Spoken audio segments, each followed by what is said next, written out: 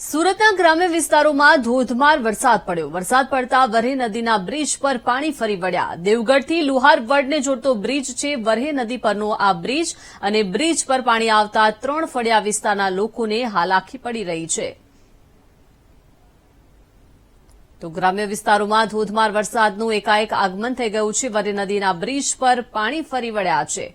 વધુ માહિતી સાથે સંવાદદાતા શૈલેષ જોડાઈ ગયા છે। શૈલેષ, સુરતના ગ્રામ્ય વિસ્તારોમાં આજે ધોધમાર વરસાદનું આગમન થયું અને વરહે નદીના બ્રિજ પર પાણી ફરી વળ્યા છે અને લોકોને પણ હાલાકી પડી રહી છે। સુરત શહેર, જિલ્લો અને સમગ્ર દક્ષિણ ગુજરાતમાં આજે વહેલી સવારથી ભારે વરસાદ વરસી રહ્યો છે।